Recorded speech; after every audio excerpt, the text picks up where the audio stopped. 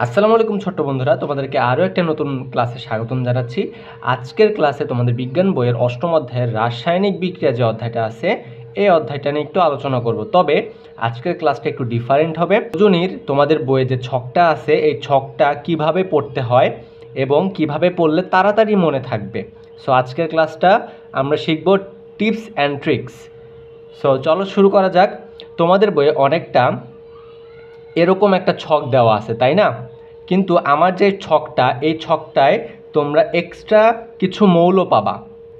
ঠিক আছে, তোমরা চাইলে এই পেজটা স্ক্রিনশট দিয়ে রাখতে পারো। তারপরেও আমাদের যে ফেসবুক গ্রুপটা আছে আমি এই ছবিটা দিয়ে দিব যেন তোমাদের সুবিধা হয়। এই ছকটা তুমি চাইলে তুমি তোমার ইন্টারমিডিয়েট ক্লাস পর্যন্ত ইউজ করতে পারবা। চলো আমরা টিপসগুলো শিখে ফেলি। তো তোমাদের বইয়েও অনেকটা এরকম ছক দেওয়া আছে, যেমন যোজনী 1, 2, 3, 4, 5, ঠিক আছে, এভাবে চলতে থাকবে যোজনী। এবং কিছু কিছু মৌল আছে ধাতু, কিছু কিছু আছে অধাতু। ধাতুগুলো কোনগুলা? যেগুলো নর্মালি তোমার ইলেকট্রনগুলো অন্য কাউকে দিয়ে দেয়, এদেরকে নর্মালি আমরা ধাতু বলে থাকি। অধাতু হইল যারা নর্মালি বা সাধারণত কি করে, অন্যের থেকে তোমার ইলেকট্রন গ্রহণ করে। সো এরা হইল অধাতু। দেখো প্রথমে কি আছে, যোজনীগুলো আছে। আমি যখন পড়তাম ক্লাস 8-এ তখন আমি এই জিনিসগুলা অনেক অনেক ছন্দে ছন্দে পড়তাম। যেমন দেখো এখানে সোডিয়াম, পটাশিয়াম, লিথিয়াম সবগুলা শেষে কিন্তু আম আছে, তাই না?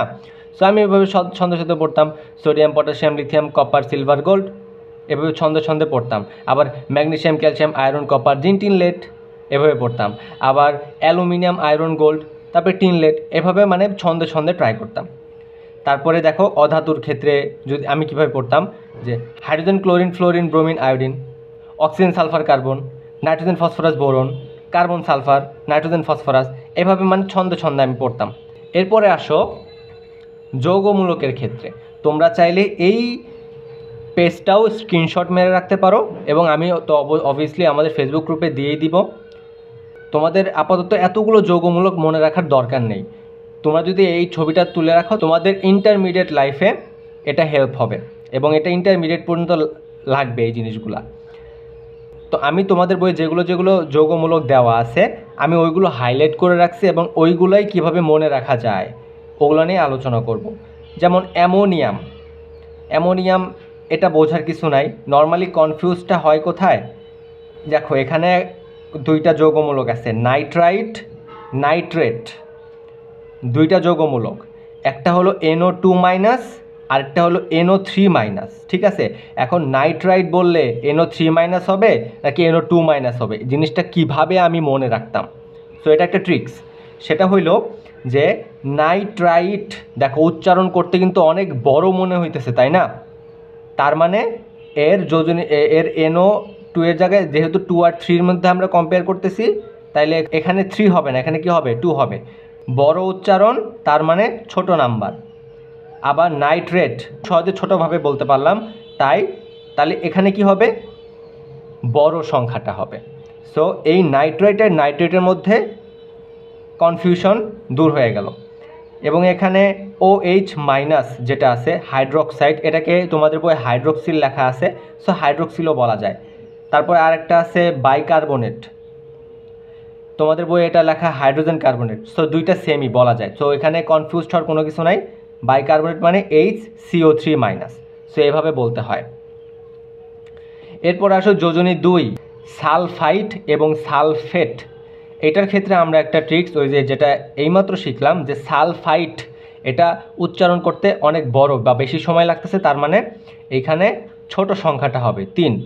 এবং সালফেট এটা খুব সহজে ছোট আকারে হয়ে যেতেছে, তার মানে কি এটার নিচে বড় সংখ্যাটা হবে। এবং সালফেটের ক্ষেত্রে 3 আর 4-এর মধ্যে হয়, আর নাইট্রেট বা নাইট্রাইটের ক্ষেত্রে 2 আর 3-এর ভিতরে হয়। এতটুকু মনে রাখলে তাইলে তোমার কনফিউশন থাকবে না যে সালফাইট এখানে আমি 3 বসাবো না 4 বসাবো।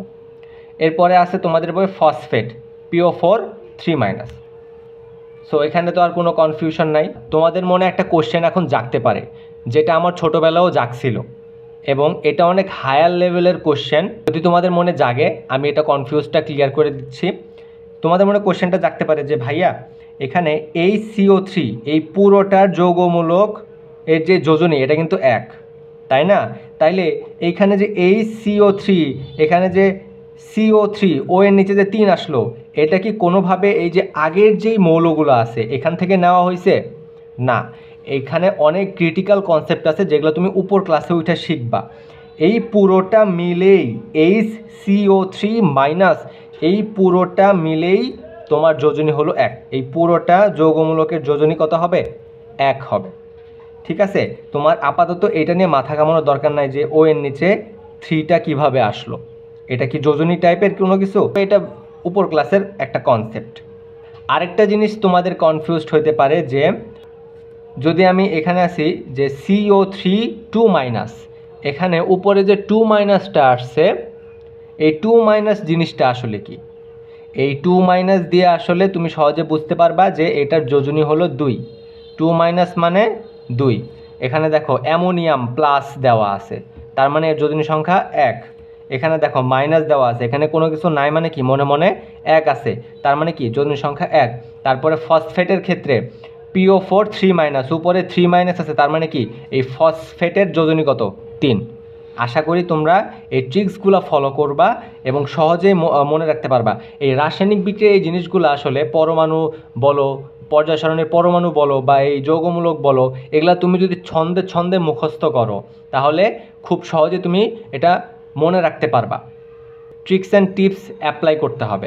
আমি অলরেডি ফেসবুকে তোমাদের যেই পরমাণু মনে রাখার যে কৌশল ছন্দটা আমি অলরেডি দিয়ে দিছি, তো তোমরা ওটা চেক আউট করে নিবা।